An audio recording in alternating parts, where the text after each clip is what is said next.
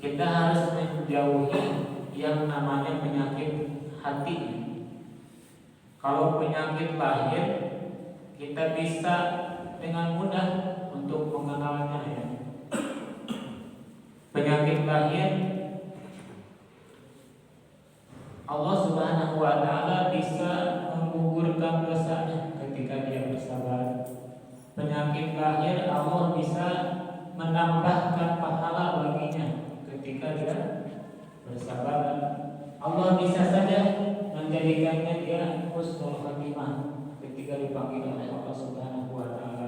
Tetapi penyakit batin atau penyakit hati ini susah untuk dikenalinya, susah untuk dideteksinya.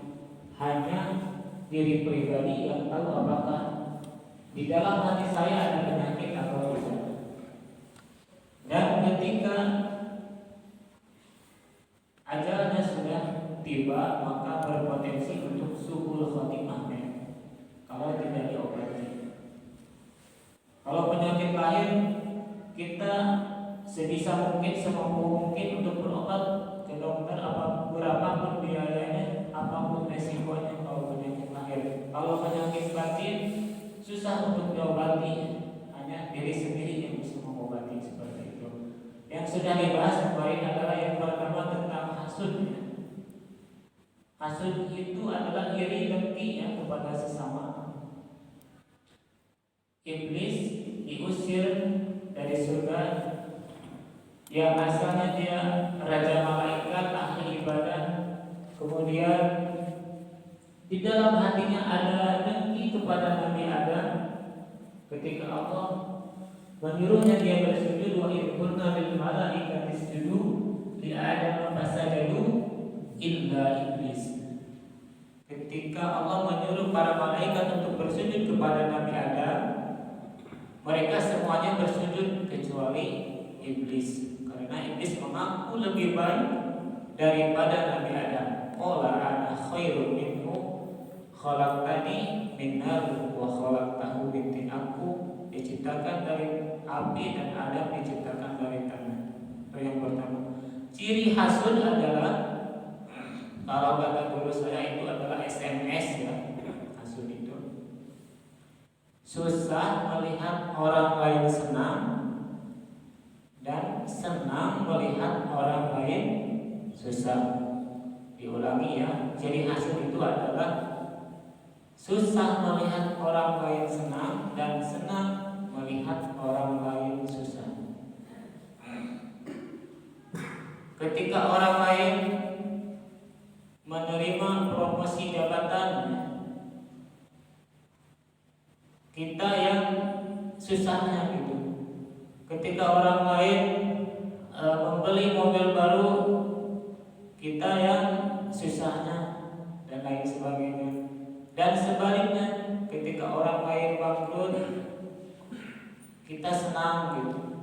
Makanya cara mendeteksi penyakit hati ini adalah tanyakan kepada diri kita, apakah di dalam hati kita ketika melihat orang lain mendapatkan suatu nikmat, mendapatkan suatu karunia atau anugerah, apakah di dalam hati kita merasa ada yang mengganjal atau merasa susah di dalam hati kita, atau kita ikut senang ketika orang lain mendapatkan nikmat seperti itu. Itu yang pertama hasilnya. Kemudian yang kedua adalah takabur ya, atau sombong. Sombong pengertiannya adalah batarul haq wa ghamdun nas, menolak kebenaran dan meremehkan manusia. Ciri orang sombong adalah ketika dinasehati, ketika dikritik tidak mau menerimanya, malah dia marah-marah dan bermaksud dalam hatinya untuk membalas kritikan, nasihat dan lain sebagainya itu. Itu ciri orang sombong. Kata Rasul, la yadkhulul jannata man kana fi qalbihi mithqalu dzarratin minal kibr. Tidak masuk surga kalaulah, artinya tidak ya, kalaulah tidak akan. Walan tarda ankal yahud walan nasara. Orang Yahudi dan Nasrani tidak akan pernah ridho kepada orang Islam kalaulah tidak qalbihi mithqalu dzarratin minal kibr. Tidak masuk surga orang yang di dalam hatinya ada kesombongan walaupun sebesar biji sawi. Jadi orang sombong pasti mencicipi neraka dulu sebelum masuk surga walaupun dia orang yang beriman, seperti itu.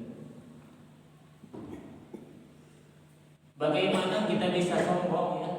Orang sombong itu sebetulnya hakikatnya adalah orang bodoh. Bagaimana kita bisa sombong? Sementara yang kita sombongkan semuanya adalah karunia, adalah titipan Allah Subhanahu wa taala. Kita ini makhluk yang hina ya. Dalam surat Al-Mursalat ayat ke-17, A'udzubillahi minasyaitonirrajim, alam nakhluqukum mim ma'in mahin. Bukankah kamu diciptakan dari air yang hina? Kalau kita sombong dengan jabatan itu hanya sebentar ya. Paling lama 5 tahun atau 10 tahun ya. Hanya di era sekarang yang kita 15 tahun. Mungkin era-era sebelumnya belum ada. Mudah-mudahan pemerintah yang zalim Allah singkirkan dari bumi Indonesia ini ya. Amin.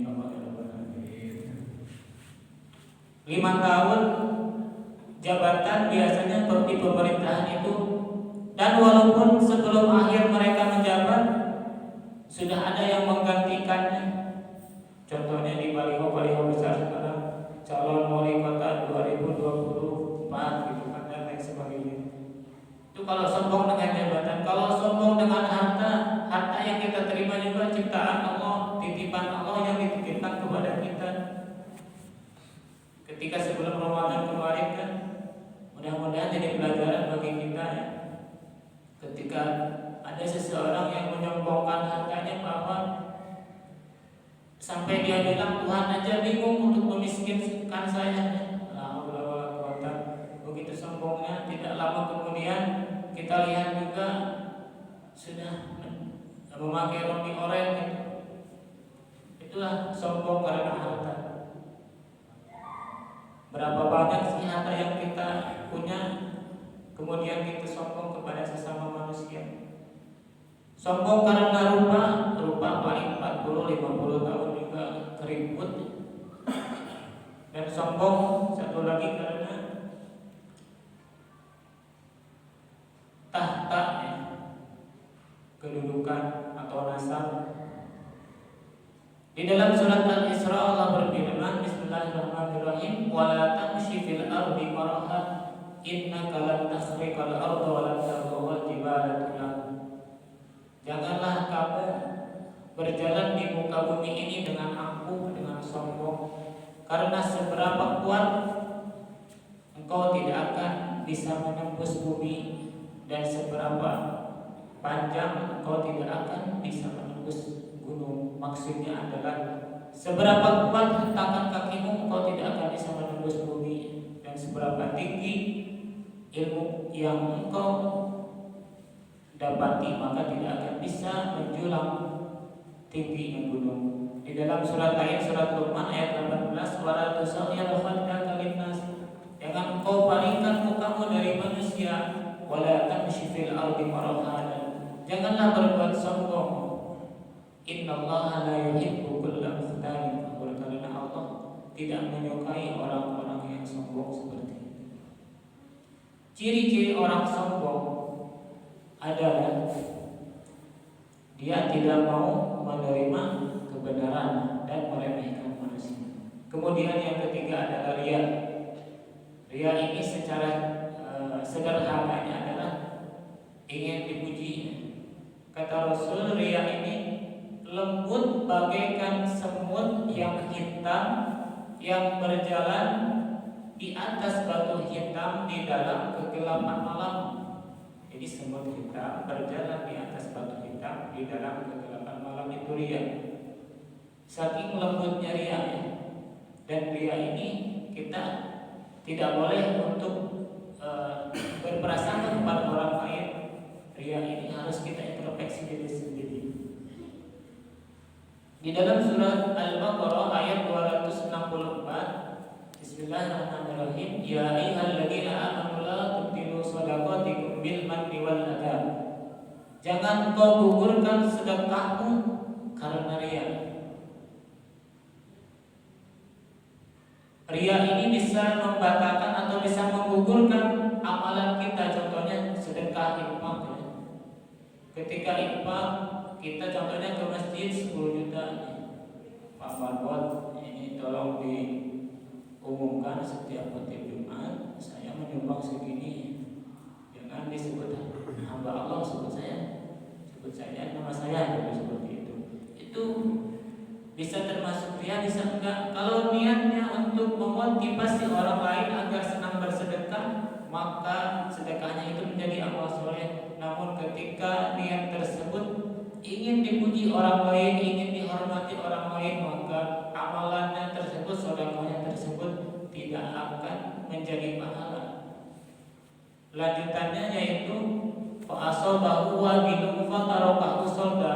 Jadi seperti batu licin yang di atasnya ada debu, kemudian ditempa hujan lebat, maka debu itu tidak akan bertahan, jadi tinggallah batu licin tersebut. Nah, itu gambaran riya seperti itu.